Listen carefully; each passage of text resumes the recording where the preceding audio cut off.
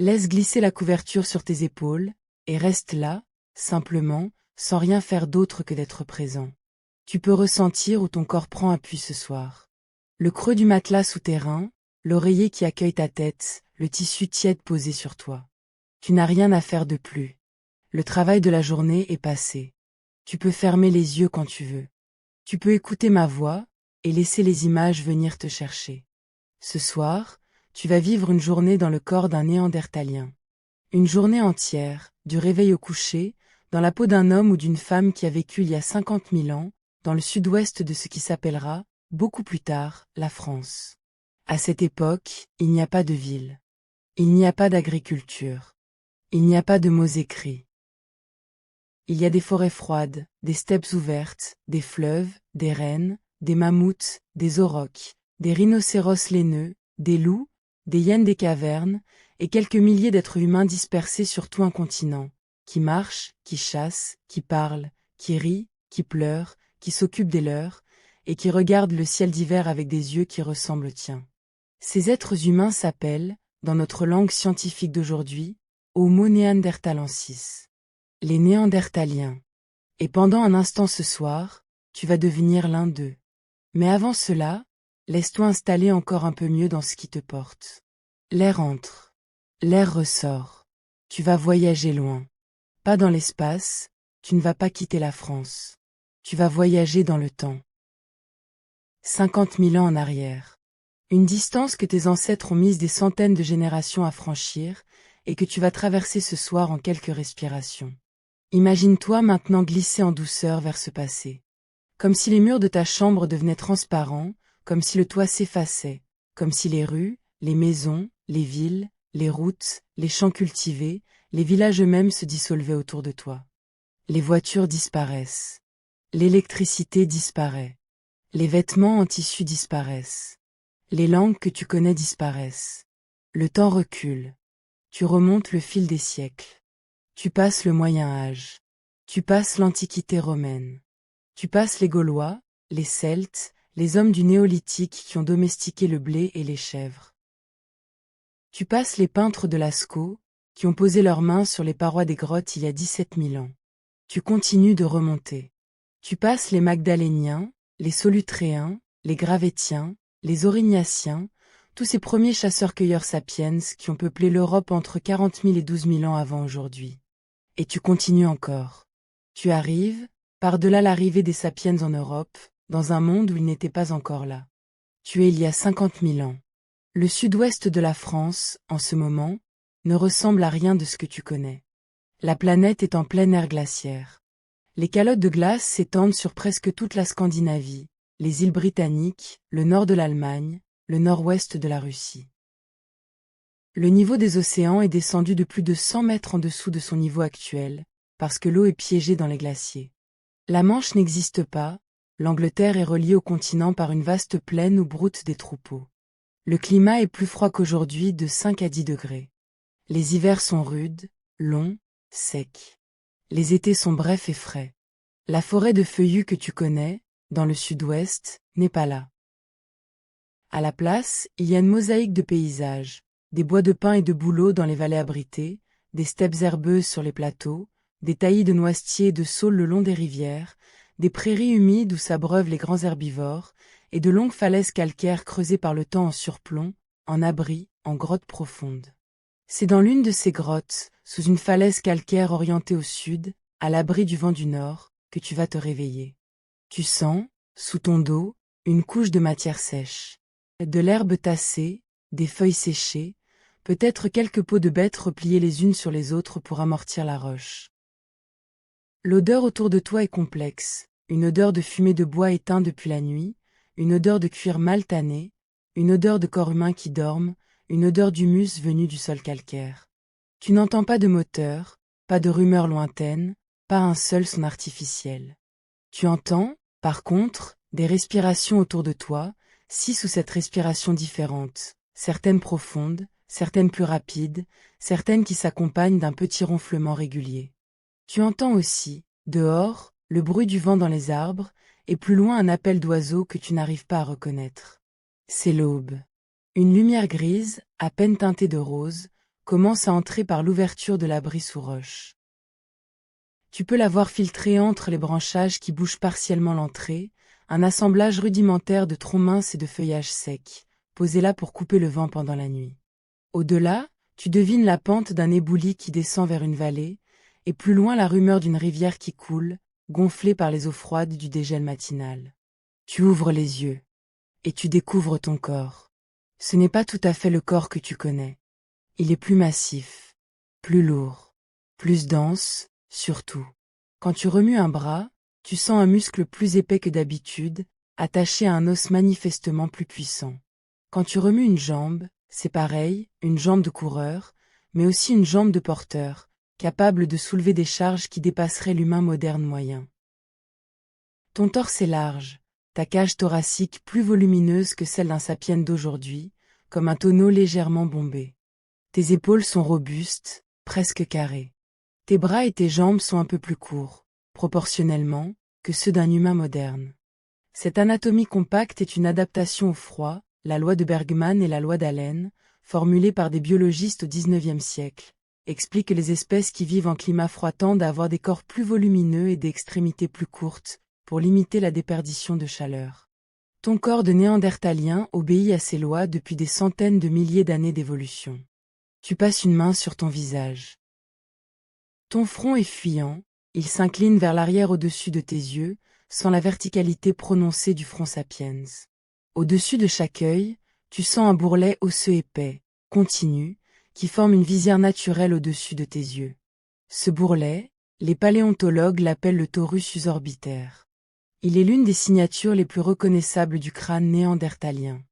Quand tu palpes l'arrière de ton crâne, tu sens, en bas, une protubérance occipitale arrondie, ce que les anatomistes appellent parfois la mèche occipitale, ou le chignon, parce que vu de profil le crâne néandertalien semble porter une petite proéminence en arrière, comme un chignon de cheveux. Et ton crâne, sous ses formes inhabituelles, est plus grand que le tien. Plus grand, en moyenne, que celui d'un humain moderne. La capacité crânienne moyenne d'un néandertalien adulte tourne autour de 1500 cm3. La capacité crânienne moyenne d'un humain moderne est plus proche de 1350 cm3. Une différence d'environ 10% en faveur des néandertaliens. Cela ne veut pas dire qu'ils étaient plus intelligents, l'intelligence ne se mesure pas à un volume, mais cela signifie qu'ils avaient un gros cerveau, structuré différemment du nôtre, avec sans doute plus de volume consacré à la vision et au contrôle moteur, et un peu moins au néocortex frontal qui caractérise notre espèce. Leur cerveau différait du nôtre par sa forme et par ses proportions, pas par sa taille brute où il nous dépassait. Tu passes maintenant la main sur ton nez. Et tu sens, sous tes doigts, quelque chose de remarquable. Un grand nez. Très grand. Plus volumineux, plus saillant, plus large que le nez d'un humain moderne. Les fosses nasales sous ce nez sont vastes, profondes, complexes. Cette structure n'est pas un caprice de l'évolution, elle est une adaptation au froid extrême. Quand tu inspires l'air glacé du dehors, il entre par tes narines, et il est immédiatement réchauffé et humidifié par les muqueuses qui tapissent les cavités nasales. Plus le nez est volumineux, plus la surface d'échange est grande, plus l'air arrive chaud et humide jusqu'aux poumons. Le grand nez néandertalien est un radiateur intégré, conçu par 100 000 générations de vie en climat froid. Tu inspires par ce grand nez. L'air froid de l'aube entre. Et tu sens qu'avant d'arriver dans ta poitrine, il est déjà réchauffé par les replis de tes cavités nasales. C'est une sensation nouvelle. Plus douce que la respiration que tu connais. L'air arrive aux poumons sans la morsure du froid, même quand il fait moins 10 degrés dehors. Tu passes la main sur ton menton. Et tu réalises qu'il n'y a pas vraiment de menton. L'humain moderne possède un menton, cette petite saillie osseuse à l'avant de la mâchoire inférieure, qui dépasse en dessous de la dentition. C'est une particularité unique de notre espèce, Homo sapiens. Aucun autre hominidé connu n'avait de menton aussi prononcé. Toi, ce soir, dans ton corps néandertalien, ta mâchoire inférieure est puissante, large, mais elle se termine sans cette saillie, elle s'incline simplement en arrière en suivant la ligne des dents. À la place, ton visage descend vers ce qu'on appelle parfois la prognathie médio-faciale, toute la partie médiane de ton visage est tirée vers l'avant, comme si quelqu'un avait pris ton nez et tes mâchoires et les avait avancées de quelques centimètres par rapport à un visage moderne. Tu touches enfin tes dents. Ce sont des dents puissantes. Les incisives sont larges, presque en forme de pelle. Les molaires sont massives. Et elles portent, déjà, des traces d'usure, comme si tu mâchais beaucoup, et longtemps, des matières dures. Les paléontologues qui étudient les dents néandertaliennes retrouvent souvent ce type d'usure caractéristique. On pense qu'au-delà de la nourriture, les Néandertaliens utilisaient probablement leurs dents comme un outil, pour tenir des morceaux de cuir pendant qu'ils les travaillaient, pour mâcher du tendon avant d'en faire des liens, pour ramollir des matières qu'aucun outil de pierre ne pouvait préparer. Tes dents sont un atelier portatif. Et tes mains. Tes mains aussi sont différentes de celles que tu connais. Plus larges. Plus épaisses. Une force de préhension nettement plus grande que celle d'un humain moderne. Les études menées sur les os de la main néandertalienne suggèrent une force de serrement de la pince entre le pouce et l'index environ 2 fois supérieure à la nôtre. Tes pouces sont robustes, articulés à la base sur un os trapèze massif. Le bout de tes doigts est large, presque carré, et tes ongles sont courts et durs. Quand tu serres ta lance, tu ne la serres pas, tu l'épouses. La pierre du manche disparaît dans le creux de ta paume comme si elle y avait été moulée. Ces mains ne sont pas faites pour des gestes minutieux d'horloger. Elles sont faites pour saisir, pour porter, pour frapper, pour casser, pour tailler. Elles sont les mains d'un manieur d'outils robuste et d'un porteur de charges lourdes. Tu te redresses en douceur, dans la pénombre tiède de l'abri. À côté de toi, sur la même couche d'herbe et de peau, 2 autres corps respirent encore, un peu plus petits, plus jeunes, sans doute des enfants. Le tien repose sa main sur ton avant-bras, dans son sommeil. Tu poses, en réflexe, ta paume sur ses cheveux. Ils sont fins, châtains, légèrement bouclés. La paléogénétique a révélé que les Néandertaliens présentaient une certaine diversité dans la couleur des cheveux et de la peau. Certains avaient probablement les cheveux roux, d'autres châtains, d'autres encore presque noirs. La peau, elle, était sans doute plus claire que celle des sapiens contemporains qui vivaient encore en Afrique, parce que la dépigmentation est une adaptation au climat nordique où le soleil est plus faible et où le corps doit synthétiser la vitamine D malgré un rayonnement réduit. Tout à l'avance. Tes articulations craquent un peu. Tu as peut-être 35 ans dans ce corps. Ce n'est plus jeune, pour un néandertalien. L'espérance de vie des adultes de ton clan, ceux qui ont survécu à la petite enfance, tourne autour de 30 à 40 ans. Au-delà, on devient un ancien, un homme ou une femme à qui on demande conseil, dont la mémoire des saisons et des chemins est précieuse. La mortalité infantile est élevée, peut-être un enfant sur 3 ne passe pas les 5 premières années. Les accidents de chasse sont fréquents. Les blessures graves sont fréquentes. Sur les squelettes néandertaliens qu'on a retrouvés, presque tous portent des traces de blessures cicatrisées, fractures du crâne, vertèbres déplacées, côtes brisées et ressoudées, articulations marquées par l'arthrose précoce. Les paléontologues comparent souvent les Néandertaliens, par la fréquence et la nature de leurs blessures, aux cow-boys de rodéo modernes, des corps qui ont beaucoup encaissé. Tu fais quelques pas dans la pénombre. Le sol calcaire est dur sous tes pieds nus. Tu portes une peau de cervidé, attachée autour de ta taille par une lanière de cuir. C'est ton vêtement principal. Au mur de l'abri, accrochée à une saillie de roche, une autre peau plus épaisse, celle d'un loup, peut-être, t'attend pour quand il faudra sortir affronter le froid du matin. Près du foyer, au centre de l'abri, une silhouette est déjà éveillée. C'est la doyenne. La grand-mère du clan. Elle a peut-être 45 ans. Son dos est voûté, son visage strié de rides profondes, ses mains noueuses et déformées par l'arthrose. Mais ses yeux sont vifs. Elle souffle sur les braises qui ont survécu à la nuit, sous une fine couche de cendre, et elle ajoute, avec patience, de petits brins d'écorce sèche et de mousse. Une flamme orange grimpe entre les morceaux de bois. Le feu reprend. Tu t'accroupis à côté d'elle. Tu ne dis rien, pas tout de suite. Vous restez quelques instants à regarder ensemble la flamme renaître, sans mots. Dans le silence, tu peux ressentir tout ce qui se transmet entre vous, la mémoire des hivers passés, la connaissance des bons gibiers, la mémoire des champs funéraires, la mémoire des chemins de transhumance que le clan suit chaque année. Le feu, pour ton clan, est une présence vitale. Les Néandertaliens maîtrisent le feu depuis très longtemps. Les traces archéologiques de foyers structurés dans des sites néandertaliens remontent à au moins 200 000 ans. Vos ancêtres ont appris à le produire, à l'entretenir, à le transporter. Vous savez réchauffer la roche en chauffant des galets dans les braises, vous savez faire cuire la viande pour la rendre plus digeste et plus nourrissante. Vous savez sécher les peaux près du feu pour les rendre plus souples. Vous savez préparer la poix de bouleau, cette colle noire et collante que vous obtenez en chauffant l'écorce de bouleau dans un environnement pauvre en oxygène, et qui sert à fixer les pointes de pierre sur les manches de bois pour fabriquer des lances composites. La fabrication de cette poix exige un savoir-faire complexe. Il faut creuser un trou, allumer un feu, étouffer ce feu en le couvrant, surveiller la température, recueillir le goudron qui suinte de l'écorce.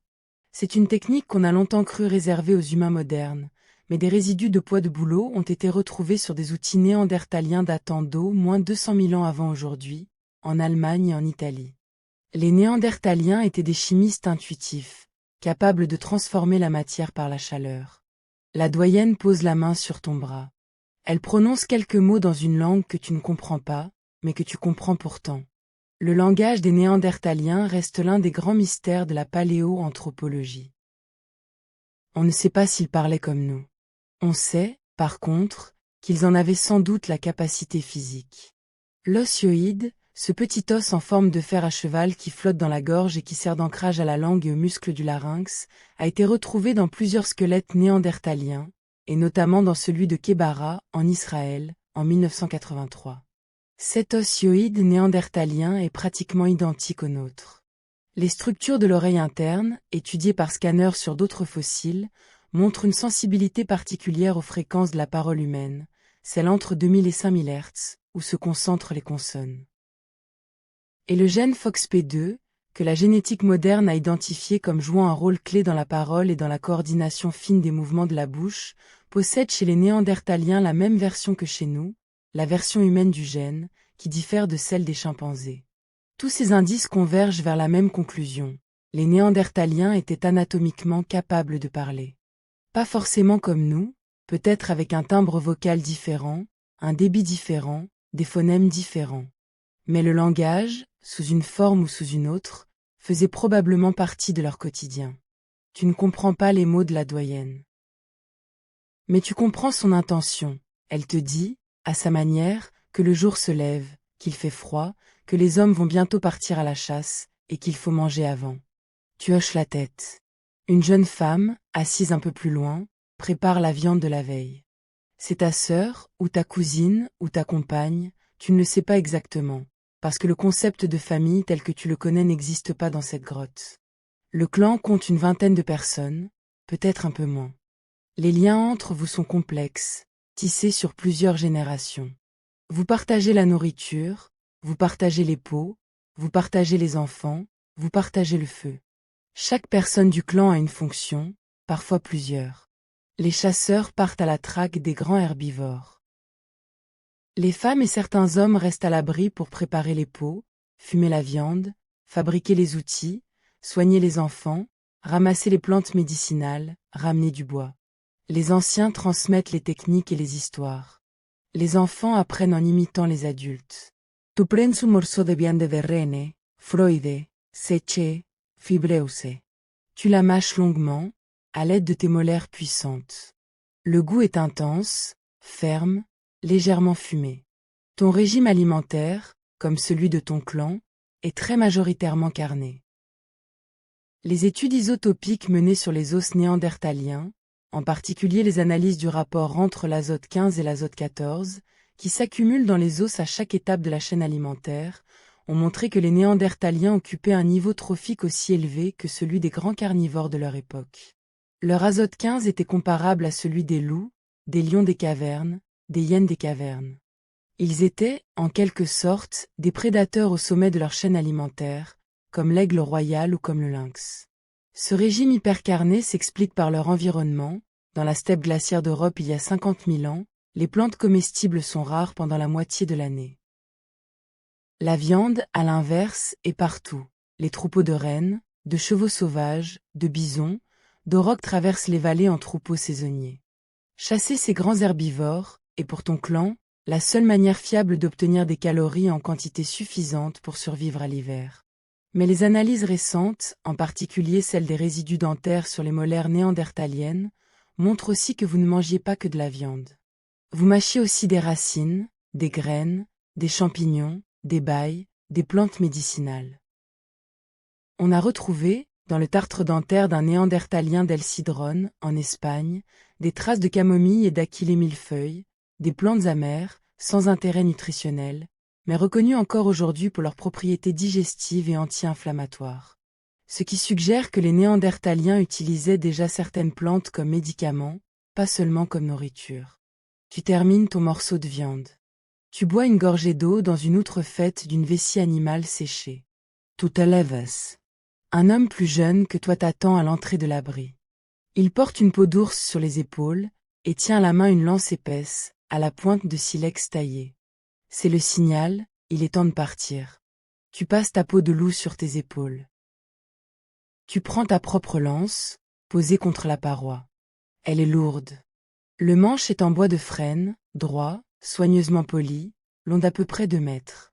La pointe est en silex, une pointe foliacée, soigneusement retouchée des 2 côtés, fixée au bois par un système de ligature en tendon et par une couche de pois de bouleau qui a séché en durcissant. Cette pointe est l'aboutissement de la tradition technique de ton peuple, qu'on appelle aujourd'hui le moustérien, du nom du site du Moustier, en Dordogne, où elle a été décrite pour la première fois au XIXe siècle. L'industrie moustérienne couvre la période qui s'étend d'environ 300 000 ans avant aujourd'hui à 40 000 ans avant aujourd'hui, et elle est associée presque exclusivement aux Néandertaliens.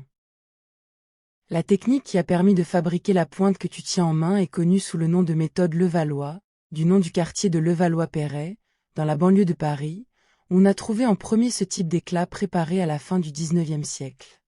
La méthode Levallois consiste à préparer un bloc de silex, qu'on appelle un nucléus, par une série d'éclats préliminaires, jusqu'à obtenir une forme particulière, comme une carapace de tortue à l'envers. Une fois cette préparation faite, le tailleur frappe le nucléus d'un coup précis sur un côté, et il détache d'un seul coup un éclat dont la forme finale est prévisible à l'avance, une pointe, une lame, un racloir. C'est une méthode économe, qui demande une planification mentale rigoureuse. Le tailleur doit anticiper la forme finale de son outil dès les premiers coups, parfois 30 ou 40 coups avant le coup final. C'est une technologie qui prouve, à elle seule, la sophistication cognitive des Néandertaliens. Ce n'est pas du bricolage. C'est un art appris, transmis, perfectionné sur des centaines de milliers d'années. Tu sors de l'abri. Le froid te frappe au visage. Mais grâce à ton grand nez et à ta peau d'ours, tu le supportes sans frissonner. Tu inspires une grande bouffée d'air glacé. L'air entre par ton nez, se réchauffe dans tes cavités nasales, arrive presque tiède dans tes poumons. Le paysage qui s'étend devant toi est saisissant. Tu te trouves sur une corniche de calcaire blanc, à mi-hauteur d'une falaise qui domine une vallée fluviale. En contrebas, à environ 100 mètres en dessous de toi, une rivière coule dans un lit large, encadré de bancs de gravier et de saules. De l'autre côté de la rivière, sur un versant exposé au nord, une vaste pente herbeuse remonte vers un plateau couvert d'une mosaïque de bois clairs et de prairies. Au loin, vers l'est, les collines forment une longue ligne qui se perd dans la brume matinale. Au-dessus de tout cela, le ciel est gris pâle, parsemé de quelques nuages bas. Il n'y a pas une trace de présence humaine en dehors de votre clan. Pas une route. Pas un champ cultivé. Pas une fumée d'industrie. Pas un câble électrique. Pas un avion. Le monde, sous tes yeux, est vierge de tout ce qui définit ton époque. 6 autres hommes du clan se rassemblent autour de toi. Ils portent tous la même tenue rudimentaire, peau de bête nouée à la taille, bottes en cuir épais cousues avec des tendons, chapeau de fourrure de blaireau. Chacun tient sa lance. Le chef de chasse, un homme à la cinquantaine, le visage marqué par une vieille cicatrice qui lui traverse la joue gauche, désigne du menton la direction du plateau de l'autre côté de la rivière. Vous y allez. Un troupeau de rennes y a été repéré la veille au soir par un des éclaireurs. Vous descendez la corniche. Le sentier est étroit, glissant par endroits sur la roche humide. Tu poses chaque pied avec précaution. Tes jambes courtes et puissantes te donnent un équilibre que tu n'avais pas dans ton corps sapiens, ton centre de gravité est plus bas, ta musculature des cuisses est dense, tes pieds larges et stables. Tu descends sans hâte mais sans hésitation. Le clan, en file indienne, te suit. En bas de la falaise, vous traversez un éboulis de blocs calcaires couverts de mousse. Puis vous arrivez au bord de la rivière. L'eau est claire, froide, rapide. Vous trouvez un gué, un endroit où la rivière s'élargit et où les pierres affleurent juste sous la surface, et vous le franchissez les uns après les autres. L'eau te monte jusqu'aux genoux. Le froid est mordant, mais bref. Sur l'autre rive, vous reprenez votre marche, en remontant le versant herbeux. Autour de vous, presque aucun bruit. Vous parlez peu, et toujours à voix basse. Les bruits du paysage prennent toute la place, le murmure du vent dans les herbes hautes, le cri lointain d'un corbeau, le craquement d'une branche sous une patte d'animal invisible. À mi-pente, vous vous arrêtez derrière un bosquet de bouleaux. Le chef de chasse s'accroupit. Il sort de sa ceinture une petite poche en cuir. Il l'ouvre, et il en tire une poignée de cendre fine, qui jette en l'air pour voir dans quelle direction souffle le vent. La cendre dérive vers vous, le vent vient du nord. C'est une bonne nouvelle. Cela veut dire qu'en remontant le versant, vous vous approchez du troupeau sans que votre odeur les prévienne. Les rennes ont un odorat extraordinairement sensible. Un troupeau peut détecter la présence d'un prédateur à plus d'1 kilomètre si le vent est favorable. Vous repartez, en silence absolu cette fois. Le terrain s'aplanit en haut de la pente. Vous arrivez sur un plateau ondulé, couvert de graminées rases et de touffes de bruyère. Et là, à environ 500 mètres devant vous, vous les voyez. Le troupeau. Une trentaine de rennes, femelles avec leurs petits de l'année, mâles au bois lourd, jeunes adultes, broutent la végétation jaunie de la fin d'automne. Certains sont couchés, en train de ruminer. D'autres montent la garde, oreilles dressées, naseaux ouverts. Le chef de chasse fait un geste rapide de la main, et vous vous séparez en 3 groupes. 2 groupes contournent le troupeau par les côtés, en restant accroupis dans les creux du terrain, en utilisant chaque bosquet, chaque rocher comme couverture. Le 3e groupe, celui dont il fait partie, reste sur place, pour abattre les rennes dans la direction des autres une fois qu'ils seront en position. Tu te couches dans l'herbe haute, derrière une touffe de bruyère. Tu attends. Tu peux ressentir ton cœur qui bat un peu plus vite dans ta poitrine. Ta respiration s'est accélérée, mais sans bruit. Tes yeux ne quittent pas le troupeau. Tu mémorises la position de chaque animal, la direction de ses oreilles, l'inclinaison de sa tête. Tu repères les vieux mâles isolés, ce sont les cibles privilégiées. Pas les femelles, pas les petits, il faut préserver la reproduction du troupeau pour les saisons à venir. Ce principe de chasse durable, qui paraît évident à un écologiste moderne, est pratiqué par ton clan depuis des générations. Tu sais ce que tu peux prendre et ce que tu dois laisser. C'est une connaissance qui se transmet avec la lance. Le temps passe. Tu ne sais pas combien, pas d'horloge, pas de soleil visible parce qu'il y a des nuages, mais tu sens, dans tes muscles patients, que les autres groupes ont eu le temps de se mettre en place. Et puis ça se déclenche. Un cri. Un seul cri, court, sec, lancé depuis le côté droit du troupeau. Les rennes lèvent la tête tous en même temps. Une fraction de seconde plus tard, les premières silhouettes humaines surgissent des bosquets sur leurs flancs, lances levées. Le troupeau se met en mouvement, d'abord en bloc, puis en se dispersant, et il fuit dans la seule direction restée libre, qui est précisément celle que ton groupe attendait. Tu te lèves d'un bond. Les rennes arrivent vers toi en courant. Tu ne vises pas le troupeau, tu vises un individu. Un vieux mâle à la robe grisonnante, qui s'est laissé déborder par les plus jeunes. Tu cours à sa rencontre. Ta lance n'est pas faite pour être lancée, c'est une lance d'estoc, conçue pour frapper de près. L'anatomie particulière de tes épaules, moins adaptée au lancer de jet que celle des sapiens, parce que tes muscles deltoïdes sont plus puissants en poussée qu'en projection, fait que ton peuple a développé une technique de chasse de contact. Tu attends d'être à quelques mètres de ta cible. Puis, dans un mouvement explosif, tu plantes la pointe de silex sous l'épaule du mâle, derrière le membre antérieur, là où le coup atteint le poumon et le cœur en quelques centimètres. L'animal tombe presque tout de suite. Ses pattes battent l'herbe quelques secondes. Tu poses la main sur son flanc, et tu attends qu'il s'éteigne. Cela ne dure pas longtemps. Quand il est mort, tu regardes son œil, un œil sombre, profond, où se reflète encore le ciel gris. Tu murmures quelques mots dans ta langue. Peut-être une formule de remerciement, peut-être une prière. On ne sait pas si les Néandertaliens pratiquaient ce qu'on appellerait des rites religieux, mais beaucoup de chercheurs aujourd'hui pensent qu'ils avaient au moins une forme de pensée symbolique. La relation à l'animal qu'on vient de tuer fait, dans toutes les cultures de chasseurs humains qu'on connaît, l'objet d'un cérémonial. Ton clan a probablement aussi le sien. Autour de toi, d'autres reines ont été tuées. 3 au total, un vieux mâle, 2 jeunes adultes. Le reste du troupeau a fui vers l'est et a disparu derrière une colline. Le chef de chasse réunit le groupe. Il vous félicite tous d'un geste. Il regarde le ciel, le soleil, à peine visible derrière les nuages, est à mi-hauteur du ciel à présent. Il est près de midi. Il faut maintenant rapporter les carcasses jusqu'à l'abri. Vous travaillez à plusieurs. Avec des couteaux de silex tirés de vos ceintures, vous éventrez les animaux pour les éviscérer sur place. La viande sera moins lourde à transporter, et certains organes seront mangés crus dès maintenant pour reprendre des forces. Le foie d'un renne, encore tiède, est riche en vitamines, en fer, en énergie immédiate. Tu enavales un morceau. Le goût est métallique, ferme, intense. Tu sens, en quelques minutes, une vague de chaleur monter dans ton corps. C'est cela, manger comme un grand carnivore. C'est l'énergie brute du vivant, transmise d'un corps à un autre sans intermédiaire. Vous attachez les carcasses sur des perches de bois, par les pattes. Chaque carcasse pèse une centaine de kilos. Il faut 3 hommes pour la porter. Vous prenez chacun votre tour. La marche du retour est lente, lourde.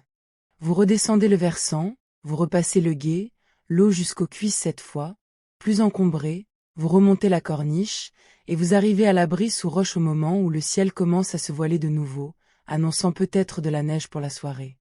Le clan vous accueille avec des cris de joie sourdes, pas d'éclat, pas de débordement, juste une satisfaction profonde qui se lit sur tous les visages. 3 rennes pour 20 personnes, c'est plusieurs jours de nourriture assurée. Et avec les peaux, du cuir pour les vêtements d'hiver.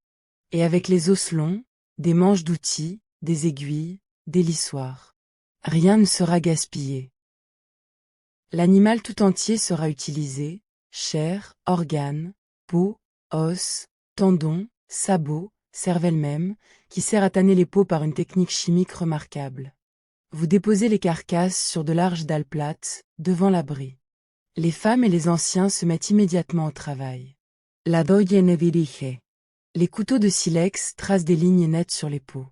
La viande est séparée en morceaux. Certains seront cuits ce soir, d'autres seront séchés au-dessus du feu pour les jours à venir.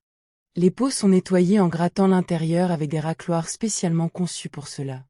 Les tendons sont mis à sécher sur une planche de bois, ils serviront, plus tard, à coudre des vêtements ou à fixer des pointes de lance.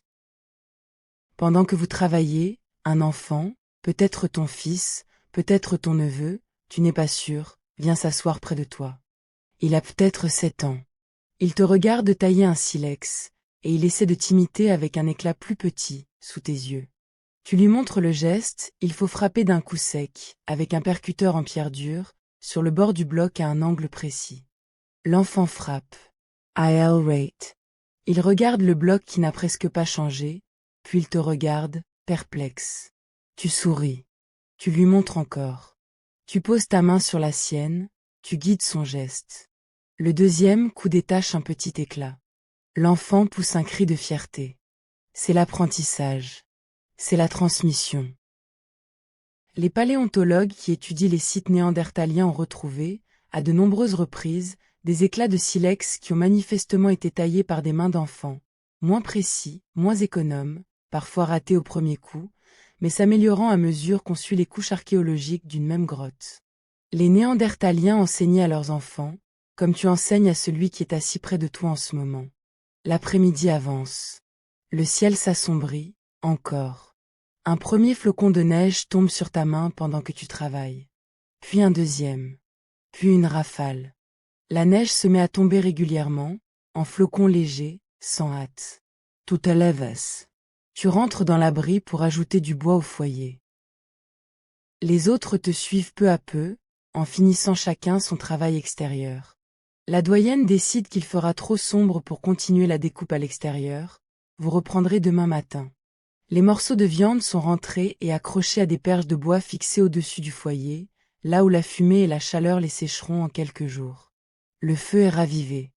Une marmite de pierre, c'est un creux dans une grosse dalle plate, dans laquelle on a fait fondre des galets chauffés au feu pour réchauffer l'eau qu'elle contient, fume au bord du foyer.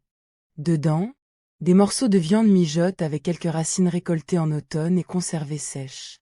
L'odeur, dans la grotte, est maintenant celle d'une soupe de gibier.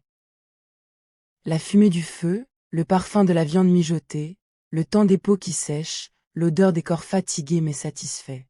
Le clan se réunit autour du foyer. On s'assoit en cercle, sur les pots. La doyenne distribue la nourriture, une part pour chacun, en commençant par les plus jeunes et par les plus vieux, en finissant par les chasseurs. C'est la règle, dans ton clan. Les forts servent les faibles. C'est une règle ancienne, qui ne se discute pas. Tu manges en silence. La viande est tendre, le bouillon réchauffe. Ton corps fatigué se détend, peu à peu, contre la chaleur du feu. Tu réalises, à cet instant, à quel point ce moment ressemble à tous les soirs du monde, la fatigue d'une journée de travail, le partage d'un repas chaud, la présence des proches autour de toi, la chaleur d'un foyer. 50 000 ans d'écart, et pourtant, le geste fondamental est le même. Un homme du clan, à votre droite, commence à fredonner. Pas une mélodie comme tu en connais, quelque chose de plus simple, de plus modal, sans parole, ou avec quelques syllabes répétées. Une autre voix le rejoint, plus aiguë. Puis une troisième. Une polyphonie rudimentaire se forme autour du feu. On a longtemps pensé que la musique était une invention sapiens, mais les indices d'un sens du rythme et de la mélodie chez les Néandertaliens existent. Une flûte taillée dans un fémur d'ours juvénile a été retrouvée dans la grotte de Divie Babé, en Slovénie, datée d'environ 50 à 60 000 ans avant aujourd'hui. Son attribution néandertalienne reste discutée. Certains chercheurs y voient plutôt l'œuvre d'un carnivore qui aurait percé les trous en mordant l'os, mais beaucoup pensent que la flûte est authentique, et qu'elle constitue le plus ancien instrument de musique connu de l'humanité. Si elle est néandertalienne, alors la musique date d'au moins 50 000 ans, et elle n'est pas une spécialité sapiens. La voix grave de l'homme à ta droite continue de fredonner. Tu écoutes. Tu n'as pas besoin de comprendre. Tu sens, dans ce chant simple, quelque chose d'apaisant qui traverse les âges. Tu observes, autour du feu, les visages de ton clan. Les peaux sont marquées par le soleil et le vent. Les yeux brillent. Les anciens portent des cicatrices anciennes. Les jeunes portent des cicatrices fraîches. Tu vois des regards qui se croisent, des sourires furtifs entre deux personnes assises côte à côte, des gestes tendres entre une mère et son enfant, des plaisanteries silencieuses qui passent par un haussement de sourcils. Tu réalises que tout ce qui constitue la richesse de la vie humaine est déjà là, autour de ce feu, il y a 50 000 ans. La complicité, l'humour, la tendresse, l'inquiétude pour l'autre, la complicité de la chasse partagée, l'attention portée aux petits gestes. C'est une humanité complète, qui ne manque de rien d'essentiel. Quand le repas est fini, le clan reste un long moment autour du feu. La nuit est tombée maintenant. Dehors, la neige a recouvert le paysage d'un voile blanc qui réfléchit la lumière des étoiles à travers les ouvertures partielles de l'abri. Le silence est plus dense que jamais. La doyenne se lève alors.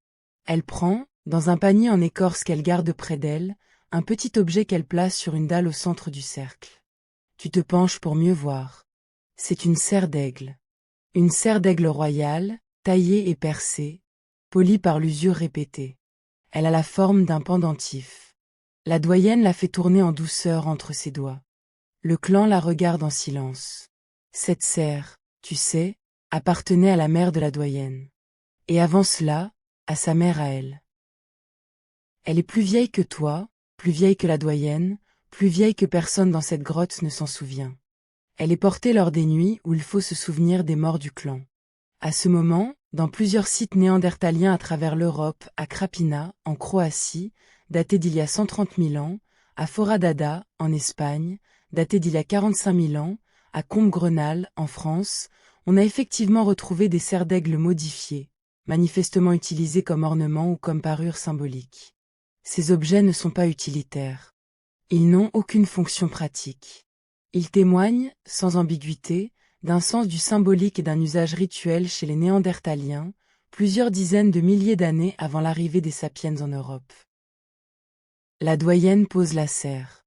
Elle prononce quelques mots, presque chuchotés, dans le silence. Les autres membres du clan répondent par un même mot, prononcé en chœur. Tu ne comprends pas leur signification, mais tu comprends leur intention. C'est le rituel du soir. Le moment où le clan se souvient. Tu te souviens, à cet instant, d'un cousin qui est mort l'année dernière, écrasé par un mammouth blessé pendant une chasse de printemps. Vous l'aviez enterré sous la corniche, en creusant une fosse peu profonde dans le sol calcaire. Vous aviez disposé son corps replié sur le côté, comme un enfant qui dort, avec ses outils et un morceau de viande séché près de lui. Vous aviez recouvert la fosse de pierre. Les sépultures néandertaliennes sont l'un des sujets les plus étudiés et les plus débattus de la paléoanthropologie. À la Ferracie, en Dordogne, on a retrouvé plusieurs sépultures de néandertaliens, un homme adulte, une femme, et plusieurs enfants, disposés ensemble dans une grotte. À la Chapelle-aux-Saints, en Corrèze, on a découvert en 1908 le squelette d'un vieil homme néandertalien d'environ 60 ans, un âge exceptionnel pour l'époque, qui avait perdu presque toutes ses dents, qui souffrait d'une arthrose massive, qui marchait difficilement. Pour qu'il ait pu vivre aussi longtemps dans cet état, il fallait que son clan se soit occupé de lui, qu'on lui ait apporté de la nourriture, qu'on lui ait broyé la viande pour qu'il puisse la manger sans dents. C'est l'une des premières preuves indirectes d'une culture du soin chez les Néandertaliens. Le clan ne laissait pas tomber ses anciens. À Shanidar, en Irak, dans une grotte du Kurdistan irakien fouillée dans les années 50 par l'archéologue américain Ralph Solecki, on a retrouvé les restes de plusieurs Néandertaliens enterrés. L'un d'eux, surnommé Shanidarin, était un homme âgé d'environ 40 ans, qui présentait des handicaps multiples. Son bras droit avait été amputé à hauteur du coude des décennies avant sa mort. Son œil gauche était probablement aveugle suite à un coup violent. Son oreille droite était peut-être sourde. Et pourtant, il avait vécu jusqu'à un âge avancé, ce qui implique qu'il avait été soutenu, soigné, nourri par son clan pendant des années. Un autre, surnommé Shanidar IV, avait été enterré dans une position particulière, et les sédiments autour de son corps contenaient, selon une étude controversée des années 70, des concentrations inhabituelles de pollen de fleurs. Certains chercheurs y ont vu la preuve que les Néandertaliens déposaient des fleurs sur leurs morts. D'autres ont contesté cette interprétation, en suggérant que les pollens auraient été apportés par des rongeurs ou par le vent. Le débat reste ouvert. Mais la simple existence des sépultures, dans plusieurs sites, à travers toute l'Eurasie, atteste d'une attention rituelle portée à la mort par les Néandertaliens. Tu écoutes le chant murmuré du clan. Tu regardes la serre d'aigle qui scintille dans la lumière du feu.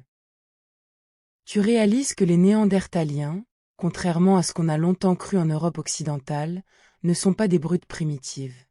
Ce sont des êtres qui pleurent leur mort, qui soignent leurs vieillards, qui portent des parures symboliques, qui chantent autour du feu, qui apprennent à leurs enfants comment tailler la pierre, qui partagent leur viande à parts égales, qui parlent une langue à eux, et qui regardent le ciel d'hiver en se demandant peut-être ce qu'il y a derrière.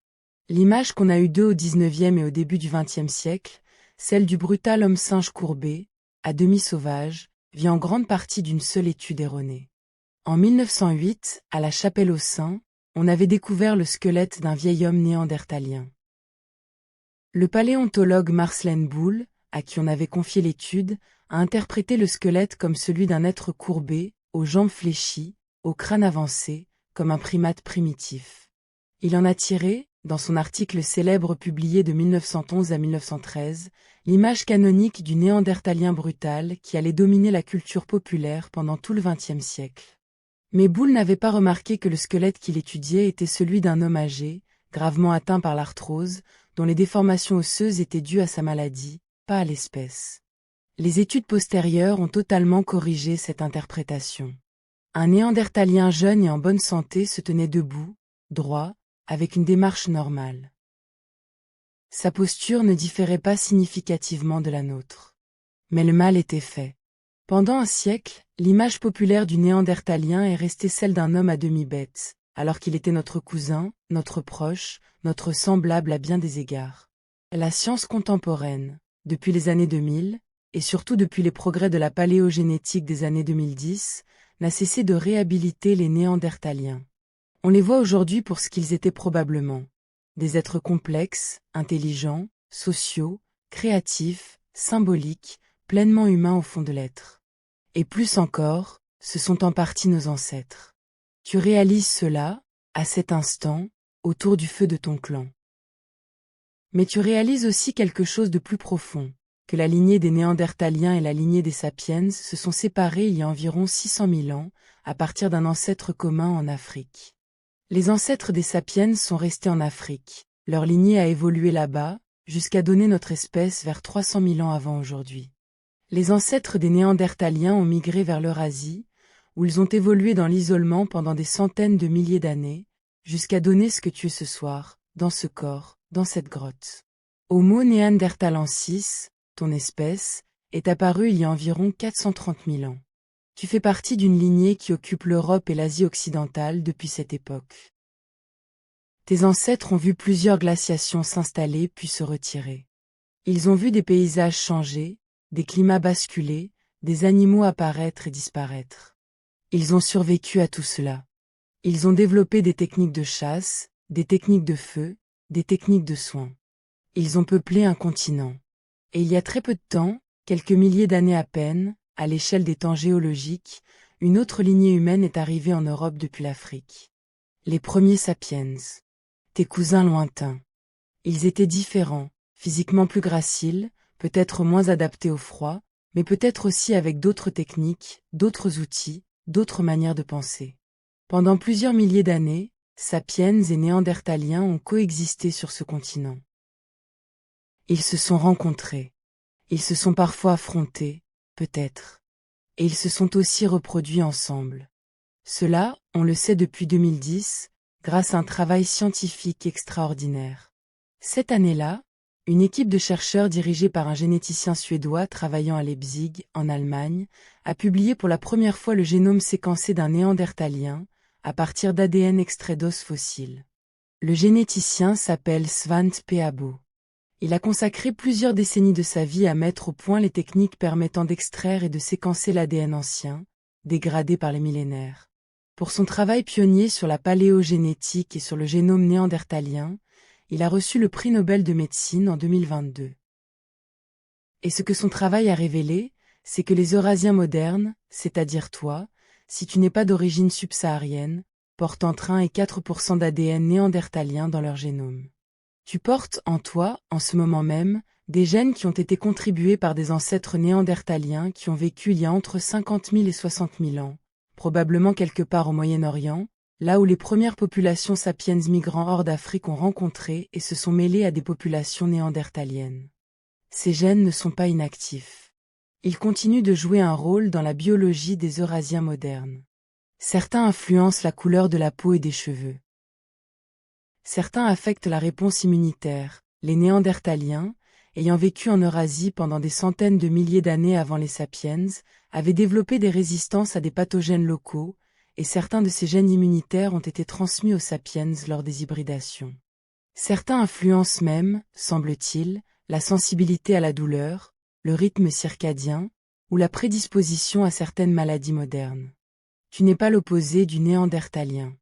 Tu en es, en partie, le descendant.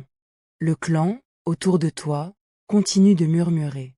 La doyenne range la serre d'aigle dans son panier d'écorce. La nuit s'avance. Au bout d'un moment, les enfants commencent à somnoler, blottis contre les adultes. La doyenne désigne du menton les couches d'herbe et de peau qui longent les parois de l'abri. Le moment du sommeil est arrivé. Tu te lèves. Tu remets quelques bûches sur le feu pour qu'il dure toute la nuit. Tu vérifies que les enfants sont bien couverts. Puis tu rejoins ta propre couche. Le foyer crépite en douceur. La fumée monte vers l'ouverture du toit de la grotte, où elle disparaît dans la nuit froide. Dehors, la neige continue de tomber, en flocons réguliers, qui s'amoncellent sur la corniche, sur la végétation, sur le paysage entier. À l'intérieur, la chaleur est tenace. La grotte garde la chaleur du feu, et la chaleur des corps de 20 personnes qui dorment ensemble. C'est l'une des raisons pour lesquelles les abris sous roche ont été tellement utilisés, pour leur capacité à conserver la chaleur, pour la protection qu'ils offrent contre le vent, pour leur situation près des points d'eau et des passages de gibier. Tu t'allonges sur ta couche d'herbe et de peau. La peau de cervidé est tiède. L'herbe sèche dégage une odeur douce de foin coupé.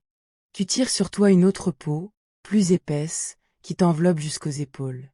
Tu peux ressentir, sous toi, le sol calcaire qui te porte.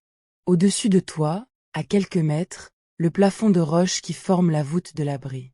Autour de toi, les respirations du clan qui s'apaisent les unes après les autres. Le feu qui craque, parfois, en projetant une étincelle. Et ton corps de néandertalien qui se détend. Tes jambes courtes et puissantes pèsent contre la peau de cervidé, sans bouger, les muscles enfin au repos après la longue marche du retour.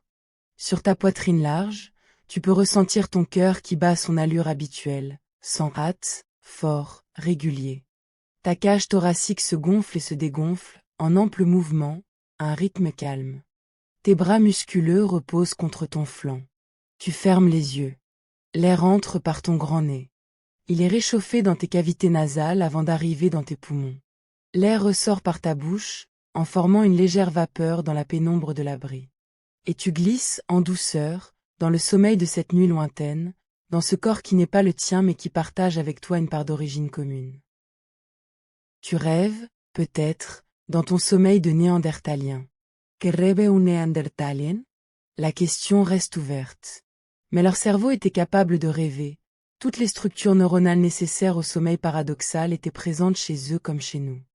Ils rêvaient sans doute, eux aussi, de leurs proches, des animaux qu'ils avaient chassés, des paysages qu'ils avaient traversés, peut-être de leur mort qu'ils gardaient en mémoire.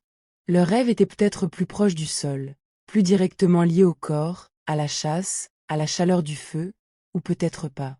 On ne peut que deviner. Tu rêves. Dans ton rêve, tu marches sur une plaine de neige sans fin, sous un ciel pâle, en suivant les traces d'un grand troupeau qui s'éloigne vers l'horizon. Le silence est complet. Le froid est doux, parce que c'est un rêve. Et derrière toi, tu sens, sans avoir besoin de te retourner, la présence de ton clan qui te suit en file indienne. Tu marches dans ce rêve pendant longtemps. Et puis tu te réveilles, peu à peu, du voyage. Tu sens, sous ton dos, que la peau de cervidé est devenue ton matelas. Que la roche de la grotte est redevenue ton plafond familier. Que la neige qui tombait sur la corniche est redevenue le silence de ta chambre. Tu n'es plus un néandertalien. Mais tu portes encore, en toi, en ce moment même, le souvenir de ce que c'était que d'en être un. Et tu portes aussi, dans ton corps, des fragments minuscules de leur ADN, 1 ou 2% de ton génome, si tu es d'origine eurasienne, qui sont en train, en cet instant, de gouverner des cellules de ta peau, de ton système immunitaire, peut-être de tes neurones. Ils sont là. Tu ne les vois pas. Mais ils sont là, dans chaque cellule, dans chaque morceau de tes chromosomes. Ils sont là, à te tenir compagnie, depuis 50 000 ans. L'air entre par ton nez, calmement. L'air ressort par ta bouche. Encore une fois. Tu peux rester là un instant, à laisser cette idée se déposer. Les Néandertaliens ont disparu il y a environ 40 000 ans. Les dernières traces archéologiques de leur présence se trouvent dans le sud de l'Espagne, dans la grotte de Gorham, à Gibraltar, où des outils moustériens datent de la fin de cette période. Ils ont disparu progressivement, sur plusieurs milliers d'années, sans qu'on sache exactement pourquoi. Plusieurs hypothèses coexistent. Le changement climatique, avec un refroidissement abrupt aux alentours de 40 000 ans avant aujourd'hui, qui aurait fragilisé leur population déjà clairsemée. La compétition avec les sapiens, qui arrivaient en Europe et qui exploitaient peut-être plus efficacement certaines ressources. La faible variabilité génétique, les études de paléogénétique suggèrent que la population effective néandertalienne tournait autour de 3 000 à 5 000 individus, ce qui les rendait vulnérables à la consanguinité et aux maladies. Et enfin, l'hybridation elle-même, une partie de la disparition des Néandertaliens pourrait correspondre à leur absorption progressive dans les populations sapiens plus nombreuses qui les ont rencontrées. Ils ne sont pas tous morts. Une partie est devenue, en quelques générations, l'ancêtre de Sapiens. Cette dernière hypothèse, en particulier, change tout. Parce que cela veut dire qu'ils ne sont pas une espèce éteinte au sens absolu. Une partie d'eux survit, dans ton corps, dans le mien, dans celui de tous les humains d'origine eurasienne. Ils nous habitent. Ils nous tiennent compagnie. Ils sont en nous, comme une mémoire biologique de ce qu'a été l'humanité avant qu'elle ne devienne ce qu'elle est aujourd'hui. Tu peux ressentir cela, ce soir, dans ton corps. Il y a, dans chaque cellule de ton corps, une histoire qui remonte à plus de 60 000 ans. Une histoire d'hybridation, de migration, de partage. Tu n'es pas le résultat d'une seule lignée pure. Tu es le résultat d'un mélange. Un mélange entre des sapiens venus d'Afrique, des Néandertaliens établis en Eurasie depuis des centaines de milliers d'années, et peut-être aussi des Denisoviens, cette autre lignée humaine identifiée pour la première fois dans la grotte de Denisova, en Sibérie, dont on a découvert l'existence en 2010 grâce, encore une fois, au séquençage de l'ADN ancien par l'équipe de Svante Pääbo. Les Denisoviens vivaient en Asie centrale et orientale, et ils se sont eux aussi croisés avec les sapiens. Les Mélanésiens et les aborigènes d'Australie portent jusqu'à 5% d'ADN dénisovien dans leur génome. Toi, en proportion variable selon ton origine, tu portes peut-être un peu de dénisovien aussi, en plus du néandertalien. L'humanité moderne est une chimère. Un assemblage de plusieurs lignées humaines qui ont coexisté, parfois fusionné, parfois disparu, mais dont les traces génétiques persistent en chacun de nous. Notre arbre généalogique n'est pas un arbre simple. C'est un buisson qui se ramifie et qui se rejoint plusieurs fois, en une tapisserie complexe d'échanges et de mélanges. Tu peux laisser cette idée s'installer en douceur. L'air entre par ton nez. L'air ressort par ta bouche. Encore une fois. Tu peux maintenant ressentir, plus que jamais, où ton corps prend appui ce soir. Le matelas souterrain. L'oreiller sous ta tête. La couverture sur tes épaules. Ce corps qui te porte est le résultat de 4 milliards d'années d'évolution biologique sur Terre. Il porte en lui la chimie des premiers océans, où les premières cellules sont apparues il y a plus de 3 milliards et demi d'années. Il porte en lui les structures héritées des vertébrés, qui sont apparues il y a 500 millions d'années dans les mers du Cambrien. Il porte en lui le plan corporel des mammifères, qui s'est installé il y a 200 millions d'années sous le règne des dinosaures. Il porte en lui les adaptations des primates, apparues il y a 65 millions d'années dans les forêts tropicales du début du Tertiaire. Il porte en lui les transformations des grands singes, des australopithèques, des premiers homos, des Homo erectus qui ont peuplé l'Eurasie depuis presque 2 millions d'années, des Néandertaliens, des Denisoviens, et enfin des sapiens. Et il porte en lui, dans son ADN, des fragments de chacune de ces étapes. Une partie de ton ADN est commun avec celui des bactéries, les gènes qui régulent le métabolisme cellulaire le plus fondamental. Une partie est commune avec celui des poissons, les gènes qui forment les vertèbres et les muscles squelettiques. Une partie est commune avec celui des reptiles, des oiseaux, des mammifères primitifs. Une partie est commune avec celui des grands singes, 98%, en fait, est commun avec celui des chimpanzés. Et une partie, plus modeste, 1 ou 2%, est néandertalienne. Tu as un livre dont les pages les plus anciennes sont écrites en chimie de cellules primitives, et dont les pages les plus récentes sont écrites en signature de cousins éteints qui ont vécu dans des grottes calcaires du sud-ouest de la France il y a 50 000 ans. Tu es une bibliothèque vivante. Tu peux laisser ce livre se refermer en douceur ce soir.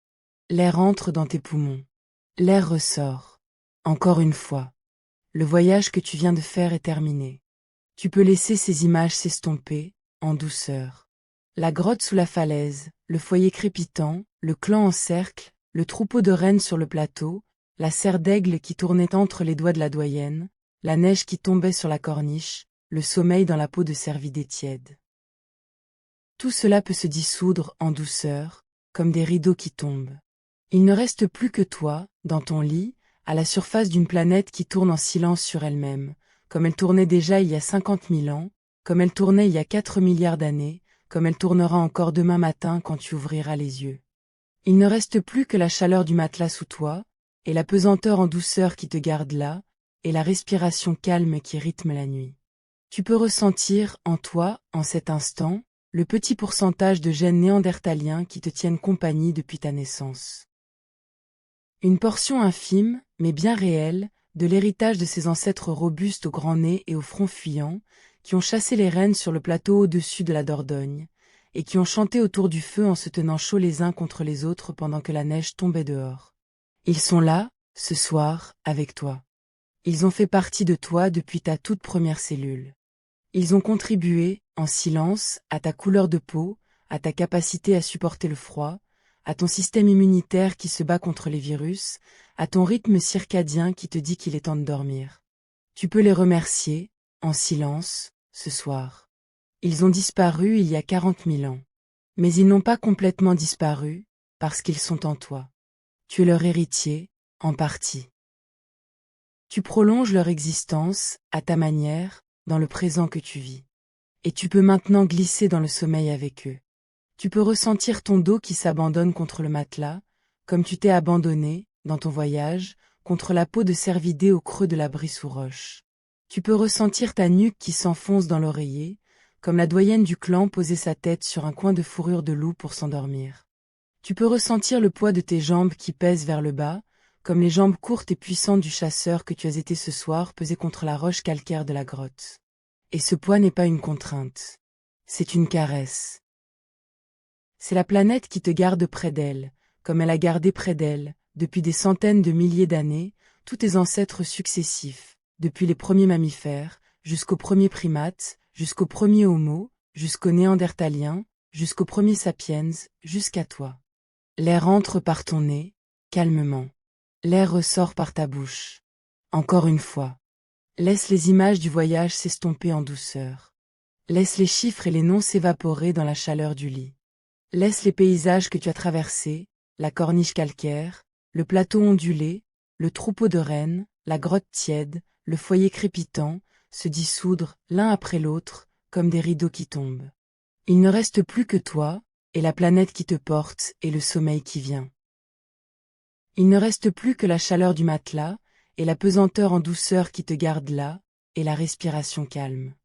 Il ne reste plus que ce moment de paix, à la surface d'une planète où les Néandertaliens ont vécu pendant 300 000 ans avant de fusionner en partie avec nous. Et c'est suffisant. Tu glisses, sans résistance, vers l'endroit où tu as toujours été. L'air entre. L'air ressort.